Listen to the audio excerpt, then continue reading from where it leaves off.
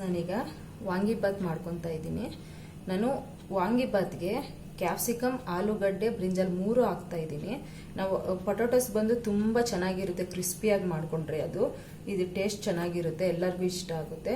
ಈಗ ನಾನು ಉದ್ದಿನಬೇಳೆ, ಕಡಲೆಬೇಳೆ, ಗಸಗಸೆ, ಎಳ್ಳು, ಬೆಲ್ಲ, ಒಣಕೊಬ್ಬರಿ ತುರಿ ಮತ್ತು ಖಾರಕ್ಕೆ ಒಂದು 1/4 ಸ್ಪೂನಷ್ಟು ಮೆಣಸಿನ್ಕಾಳು, ಮೆಂತ್ಯ ಕಾಳು, ಒಣಮೆಣಸಿನ್ಕಾಯಿ ನಾನು ಆಲ್ರೆಡಿ ಬ್ಯಾಡಿಗೆ ಮೆಣಸಿನ್ಕಾಯಿ ತೊಗೊಂಡಿದ್ದೀವಿ, ಮತ್ತು ಇದು ಪೆಪ್ಪರ್ ಹಾಕ್ಕೊಂಡು ತೊಗೊಳ್ತಾ ಇದ್ದೀವಲ್ವ ಅದಕ್ಕೆ. ಮತ್ತು ಖಾರ ಕಮ್ಮಿನೇ ಇರಲಿ, ಯಾಕಂದರೆ ಗ್ರೀನ್ ಚಿಲ್ಲಿ ಕೂಡ ಯೂಸ್ ಮಾಡ್ತೀನಿ ನಾನು ಒಗ್ಗರಣೆ ಮಾಡೋ ಟೈಮಲ್ಲಿ, ಅದಕ್ಕೋಸ್ಕರ ಮೆಣಸಿನ್ಕಾಯಿ 6 ತೊಗೊತೀನಿ ಅಷ್ಟೇ. ಧನಿಯಾ ಇದಕ್ಕೆ ಒಳ್ಳೆ ಫ್ಲೇವರ್ ಕೊಡುತ್ತೆ. 2 ಟೇಬಲ್ ಸ್ಪೂನಷ್ಟು ಧನಿಯಾ ತೊಗೊಂಡಿದ್ದೀನಿ.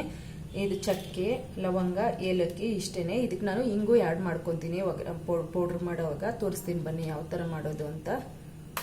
ನಾನೀಗ ಬಾಣಲೆಗೆ ಎಣ್ಣೆ ಹಾಕ್ಕೊತೀನಿ. ಎಣ್ಣೆ ನೀವು ತುಂಬ ಕಮ್ಮಿ ಹಾಕಿ, ಅಂದರೆ ಒಂದು 1/4 ಸ್ಪೂನ್ ಆದರೂ ಸಾಕು, ಯಾಕಂದರೆ ಇದು ಪುಡಿ ಆಗೋದಿಲ್ಲ ಮಿಕ್ಸಿಯಲ್ಲಿ ಎಣ್ಣೆ ಜಾಸ್ತಿ ಹಾಕ್ಕೊಂಡ್ರೆ. ಪೌಡ್ರು ಕರೆಕ್ಟಾಗಿ ಬರಬೇಕು ಅಂದರೆ ನೀವು ಎಣ್ಣೆ ಕಮ್ಮಿ ಹಾಕಬೇಕು. ಎಣ್ಣೆ ಹಾಕ್ಕೊಳೋದು ಕೂಡ ನಾವೇನಕ್ಕೆ ಅಂದರೆ ಮೆಂತ್ಯ ಹಾಕ್ತೀವಲ್ಲ ಫ್ರೆಂಡ್ಸ್, ಅದಕ್ಕೆ ಕಹಿ ಬರಬಾರ್ದು ಅನ್ನೋದಕ್ಕೋಸ್ಕರ ಅಷ್ಟೇ. ಈಗ ಮೆಂತ್ಯ ಹಾಕೋಣ. ಮೆಂತ್ಯ ಕಹಿ 100% ಬರೋದಿಲ್ಲ, ವಾಂಗಿಬಾತ್ಗೆ ಒಳ್ಳೆ ಫ್ಲೇವರ್ ಕೂಡ ಕೊಡುತ್ತೆ ಅದು.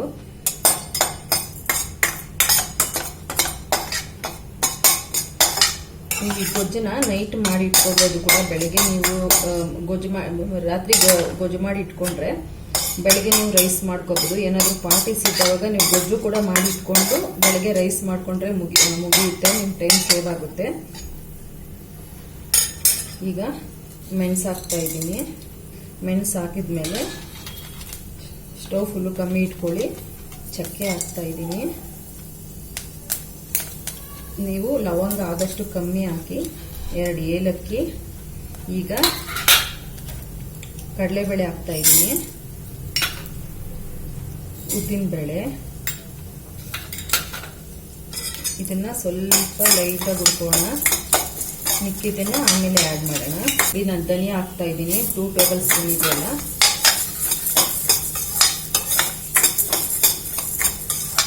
ಈಗ ನಾನು ಮಾಡ್ತಾ ಇರೋ ಪೌಡ್ರು ಒಂದು 5 ಜನಕ್ಕೆ ಆಗುತ್ತೆ. ಈಗ ಒಣಮೆಣಸಿನ್ಕಾಯಿ ಹಾಕ್ತಾ ಇದ್ದೀನಿ.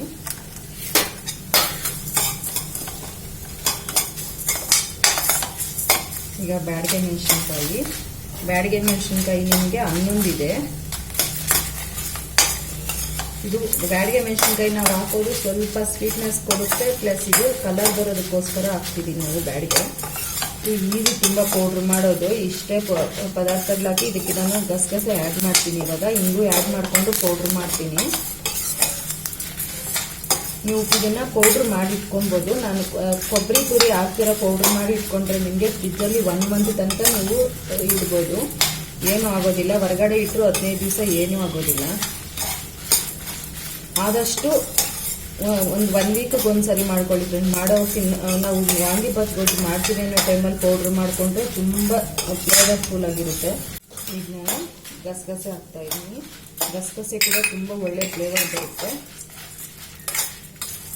ನಾವು ತಿನ್ನೋವಾಗ ಟೇಸ್ಟಿ ಆಗಿದ್ರೆ ನಮಗೆ ರೈಸು ಯಾವಾಗಲೂ ನಾವು ಬಾಕ್ಸಿಗೆ ತಗೊಂಡೋದವಾಗ ಆರೋಗ್ಬಿಟ್ಟು ನಮಗೆ ತಿನ್ನೋದಕ್ಕೆ ಒಂಥರ ಬೇಜಾರು ಅನಿಸುತ್ತೆ. ಅದಕ್ಕೇ ಈ ಥರ ಪೌಡ್ರ್ ಗೊಜ್ಜು ಮಾಡಿಕೊಂಡ್ರೆ ನಿಮಗೆ ಇದು ಎಷ್ಟು ಕೂಲ್ ಆಗುತ್ತೋ ಅಷ್ಟು ಟೇಸ್ಟ್ ಬರುತ್ತೆ ಹೊರತು ನಿಮಗೆ ಬೇಜಾರು ಅನ್ಸಲ್ಲ ತಿನ್ನೋವಾಗ.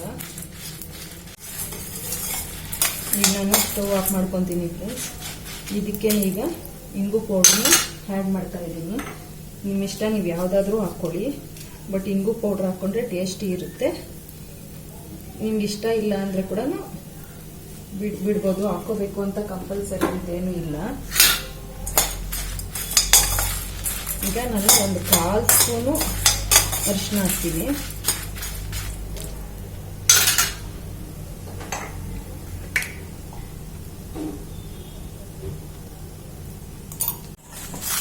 ಈಗ ನಾವು ಇದನ್ನ ಪುಡಿ ಮಾಡ್ಕೊಳ್ಳೋಣ. ಇದು ನೀವು ತುಂಬ ಪೌಡ್ರ್ ಟೈಪ್ ಮಾಡ್ಕೊಬೇಡಿ, ಒಂದು ಲೈಟಾಗಿ ತರಿ ಟೈಪ್ ಇರಲಿ. ಅಂದರೆ ನಾವು ಚಟ್ನಿ ಪೌಡ್ರ್ ಎಲ್ಲ ಮಾಡ್ಕೊತೀವಲ್ಲ ಆ ಥರ ಪೌಡ್ರ್ ಮಾಡ್ಕೊಬರ್ತೀನಿ ನಾನು ಇದನ್ನು. ನೋಡಿ ಫ್ರೆಂಡ್ಸ್, ಈಗ ನಾನು ಪುಡಿ ಮಾಡಿ ಇಟ್ಕೊಂಡಿದ್ದೀನಿ. ತುಂಬ ಸ್ಮೆಲ್ ಚೆನ್ನಾಗಿ ಬರ್ತಾ ಇದೆ. ಇದು ನಿಮಗೆ ಎಷ್ಟು ಚೆನ್ನಾಗಿರುತ್ತೆ ಅಂದರೆ ಅಷ್ಟು ಚೆನ್ನಾಗಿರುತ್ತೆ. ಈಗ ನಾನು ಸ್ಟವ್ ಅಂತೂ ಗೊಜ್ಜು ಮಾಡೋಕ್ಕೆ ಸ್ಟಾರ್ಟ್ ಮಾಡೋಣ. ನೀವು ನಾನು ಆಗಲೇ ಹೇಳಿದ್ದೆ ಪುಡಿ ಮಾಡೋಕ್ಕೆ ಇಷ್ಟ ಇಲ್ಲ ಅಂದರೆ ನಿಮ್ಗೆ ಇಷ್ಟವಾಗಿದ್ದು ಕಂಪ್ನಿ ಪೌಡ್ರು ನೀವು ಯೂಸ್ ಮಾಡ್ಕೋಬೋದು ಅಂತ. ಅಂದರೆ ನಾನು ಈಗ ಯಾವಾಗ ಈ ಪೌಡ್ರ್ ಯೂಸ್ ಮಾಡ್ತೀನೋ ಆ ಟೈಮಲ್ಲಿ ನೀವು ಯಾವುದೇ ಇದು ಶಾಪ್ ಪೌಡ್ರನ್ನ ನೀವು ಯೂಸ್ ಮಾಡ್ಕೋಬೋದು. ಈಗ ನಾನು ಗೊಜ್ಜು ಮಾಡೋದು ಹೇಳ್ಕೊಡ್ತೀನಿ. ಆಯಿಲ್ ಹಾಕ್ತಾ ಇದ್ದೀನಿ. ಆಯಿಲು ನಾನು ನಿಮ್ಗೆ ಗೊತ್ತು ಆಯಿಲ್ ತುಂಬ ಯೂಸ್ ಮಾಡಲ್ಲ ಅಂತ, ಈಗಲೂ ಕೂಡ ಕಮ್ಮಿನೇ ಹಾಕ್ತಾ ಇದ್ದೀನಿ. 1 ಟೇಬಲ್ ಸ್ಪೂನ್ ಇದೆ ಅಷ್ಟೇ ಆಯಿಲು. ಅದು ಕೂಡ ಆಲೂಗಡ್ಡೆ ಎಲ್ಲ ಬೇಯಬೇಕು ಅಂತ ಹಾಕ್ತಾ ಇದ್ದೀನಿ ಅಷ್ಟೇ. ಈಗ ನಾನು ಸಾಸಿವೆ ಹಾಕ್ತಾ ಇದ್ದೀನಿ. ಎಣ್ಣೆ ಕಾದಿದೆ. ಕರಿಬೇವಿನ ಸೊಪ್ಪು ಹಾಕ್ತಾ ಇದ್ದೀನಿ.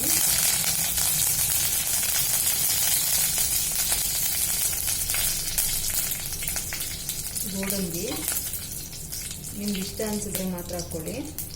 ಉದ್ದಿನಬೇಳೆ ಅರ್ಧ ಸ್ಪೂನ್ ಇದೆ. ಬಟ್ ಇದು ಕ್ರಿಸ್ಪಿಯಾಗಿ ಅಲ್ಲಲ್ಲಿ ಸಿಗ್ತಾ ಇದ್ರೆ ಚೆನ್ನಾಗಿರುತ್ತೆ. ನೀವು ಕಡಲೆಬೇಳೆ ಕೂಡ ಯೂಸ್ ಮಾಡ್ಬೋದು.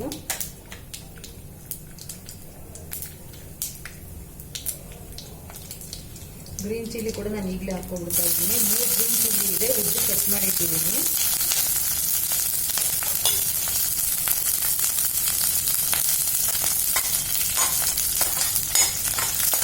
ಉದ್ದಿನಬೇಳೆ ಹಾಕಿದ್ಮೇಲೆ ತುಂಬ ಹೊತ್ತು ಬಿಡಕ್ಕೆ ಹೋಗಬೇಡಿ. ಯಾಕಂದರೆ ಆಲ್ರೆಡಿ ನಾವು ಮತ್ತೆ ಇನ್ನೂ ಎಲ್ಲ ಐಟಮ್ಸ್ ಹಾಕೋದ್ರಿಂದ ಕಪ್ಪಾಗ್ಬಿಡುತ್ತೆ. ಈಗ ನಾನು ಕ್ಯಾಪ್ಸಿಕಮ್ ಹಾಕ್ತಾ ಇದ್ದೀನಿ. ಕ್ಯಾಪ್ಸಿಕಮ್ ಇದಕ್ಕೆ ತುಂಬ ಚೆನ್ನಾಗಿರುತ್ತೆ.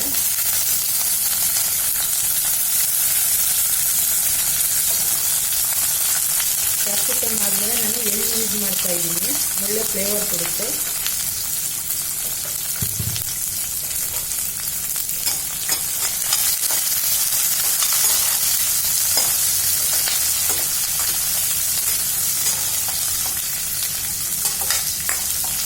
ನೋಡಿ, ಬ್ರಿಂಜಾಲ್ ಬದನೆಕಾಯಿ ಮತ್ತು ಆಲೂಗಡ್ಡೆನ ಕಟ್ ಮಾಡಿ ಇಟ್ಕೊಂಡಿದ್ದೀನಿ. ಆಲೂಗಡ್ಡೆ ನೋಡಿ ಈ ಥರ ಒಂದು ಸ್ವಲ್ಪ 1/4 ಇಂಚು ಥಿಕ್ನೆಸ್ಸಲ್ಲಿ ಕಟ್ ಮಾಡಿ ಇಟ್ಕೊಳ್ಳಿ, ಬೇಗ ಬೇಯುತ್ತೆ. ನಾನೀಗ ಇದಕ್ಕೆ ಆಲೂಗಡ್ಡೆ ಬ್ರಿಂಜಾಲ್ ಹಾಕ್ಬಿಡ್ತಾ ಇದ್ದೀನಿ.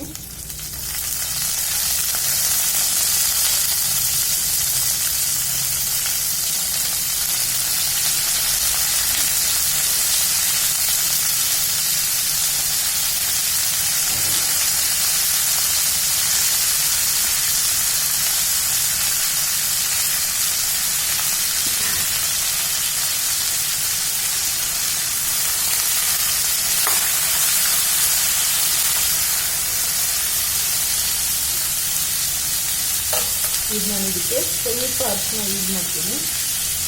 ನಾವು ಆಲ್ರೆಡಿ ಪೌಡ್ರ್ ಹಾಕಿದ್ದೀವಿ, ಬಟ್ ಇದು ಕಲರ್ ಕೊಡುತ್ತೆ. ನಾನೀಗ ಇದಕ್ಕೆ ಒಂದು ಸ್ವಲ್ಪ ಉಪ್ಪು ಹಾಕ್ತಾ ಇದ್ದೀನಿ, ಮತ್ತು ಗೊಜ್ಜಿಗೆ ಉಪ್ಪು ಹಾಕ್ತೀವಿ. ಈಗ ನಾವು ಆಲೂಗಡ್ಡೆ ಏನು ಹಾಕಿದ್ದೀವಿ, ಕ್ಯಾಪ್ಸಿಕಮ್, ಆಲೂಗಡ್ಡೆ, ಬ್ರಿಂಜಾಲು, ಇದಕ್ಕೆ ಬದನೆಕಾಯಿಗೆ 3ಕ್ಕೂ ಉಪ್ಪು ಹಿಡಿಯೋದಕ್ಕೋಸ್ಕರ ಹಾಕ್ತಾ ಇದ್ದೀವಿ. ನೋಡಿ, 1/4 ಸ್ಪೂನ್ ಹಾಕ್ತಾ ಇದ್ದೀನಿ ಅಷ್ಟೇ. ಮತ್ತೆ ನಾವು ಉಪ್ಪು ಹಾಕ್ಕೊಂತೀವಿ. ಮಿಕ್ಸ್ ಮಾಡಿ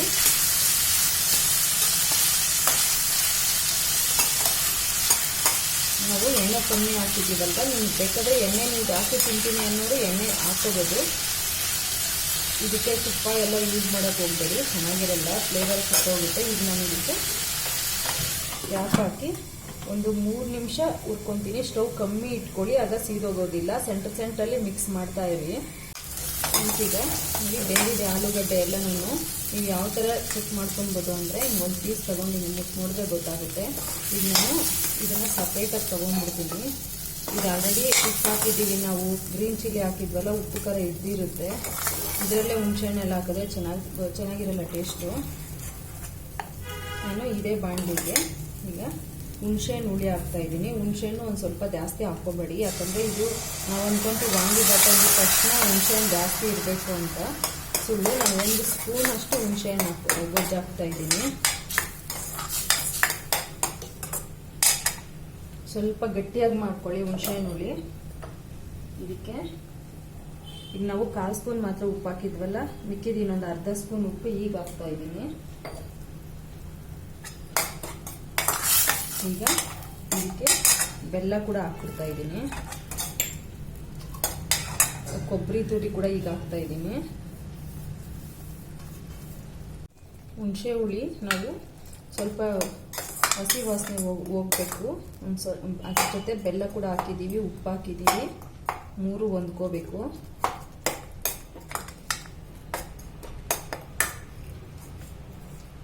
ಇದಕ್ಕೆ ಬೆಲ್ಲ ನಿಮಗೆ ನಾವು ಸ್ವಲ್ಪ ಸ್ವೀಟ್ ಇದ್ರೂ ಚೆನ್ನಾಗಿರುತ್ತೆ ಅನ್ನೋರು ಸ್ವಲ್ಪ ಬೆಲ್ಲ ಜಾಸ್ತಿ ಹಾಕೊಳ್ಳಿ. ನಾವು ಪೌಡ್ರ್ ಎಲ್ಲ ಹುರಿದಿರೋದ್ರಿಂದ ನಾವು ಸ್ವಲ್ಪ ಲೇಟಾಗಿ ಹಾಕೋಣ ಪೌಡ್ರು, ವಾಂಗಿಬಾತ್ಗೆ ಪೌಡ್ರು.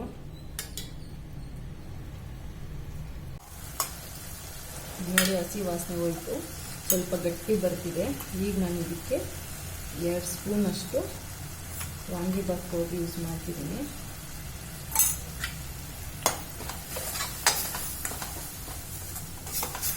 ರೈಸ್ ಹಾಕೋಣ. ನೀವು ಜಾಸ್ತಿ ಕ್ವಾಂಟಿಟಿಯಲ್ಲಿ ಮಾಡ್ತೀವಿ ಅನ್ನೋ ಹಂಗಿದ್ರೆ ಸ್ವಲ್ಪ ಪೌಡ್ರ್ ಜಾಸ್ತಿ ಯೂಸ್ ಮಾಡಿ. ನಾನು ರೈಸ್ ಪೋಸ್ಟೇ ಮಾಡಿ ಆರಿಸಿಟ್ಟಿದ್ದೆ. ಈಗ ಮಿಕ್ಸ್ ಮಾಡ್ತಾ ಇದ್ದೀನಿ. ನೋಡಿ, ನಾನು ಮುದ್ದಿಟ್ಕೊಂಡಿರೋ ಆಲೂಗಡ್ಡೆ, ಬ್ರಿಂಜಾಲು, ಕ್ಯಾಪ್ಸಿಕಮ್ ಎಲ್ಲ ಇದಕ್ಕೆ ಹಾಕ್ಕೊತಾ ಇದ್ದೀನಿ.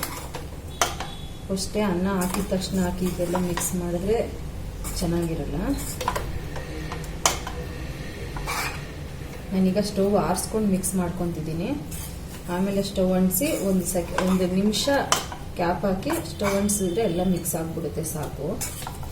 ರೈಸು ಯಾವಾಗಲೂ ಅಷ್ಟೇ ಫ್ರೆಂಡ್ಸ್, ನೀವು ಚಿತ್ರಾನ್ನ, ಪುಳಿಯೋಗರೆ, ವಾಂಗಿಬಾತು ಈ ಥರದ್ದೆಲ್ಲ ರೈಸ್ ಮಾಡಬೇಕಾದ್ರೆ ಸ್ಟವ್ ಜಾಸ್ತಿ ಇಟ್ಕೊಂಡು ರೈಸ್ ಮಾಡ್ಕೊಳ್ಳಿ. ನೀವು ಸ್ಟವ್ ಕಮ್ಮಿ ಇಟ್ಟು ನಾವು ರೈಸ್ ಮಾಡಿದವಾಗ ಅದು ಸ್ವಲ್ಪ ನುಣ್ಣಗಾಗ್ಬಿಡುತ್ತೆ ರೈಸು. ಈ ಥರ ಉದ್ದುದ್ರಾಗ ಬರೋದಿಲ್ಲ. ನೀವು ಯಾವ ಅಕ್ಕಿ ಮಾಡಿದ್ರು ಅಷ್ಟೇ. ನೋಡಿ, ಈಗ ನನ್ನ ಮೇಲೆ ಒಂದು ಸ್ವಲ್ಪ ಕೊತ್ತಂಬರಿ ಹಾಕ್ಕೊತಾ ಇದ್ದೀನಿ. ಕೊತ್ತಂಬರಿ ಕೂಡ ಇದಕ್ಕೆ ಚೆನ್ನಾಗಿರುತ್ತೆ. ಇಷ್ಟೇ.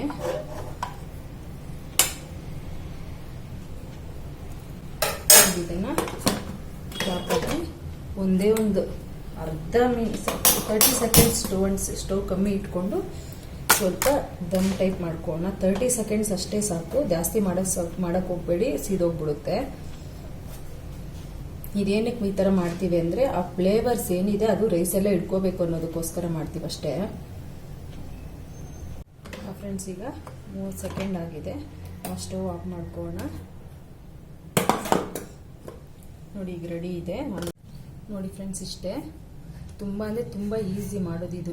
ನೀವು ನೋಡಿದ್ರಿ, ನೀವು ಸ್ಟೆಪ್ ಬೈ ಸ್ಟೆಪ್ ಇದನ್ನು ಫಾಲೋ ಮಾಡಿ, ಏನು ಚೇಂಜಸ್ ಅನ್ಸಲ್ಲ ನಿಮಗೆ. ಸೇಮ್ ಟೇಸ್ಟೇ ಬರುತ್ತೆ, ಯಾವಾಗಲೂ ಕೆಟ್ಟೋಗೋದಿಲ್ಲ.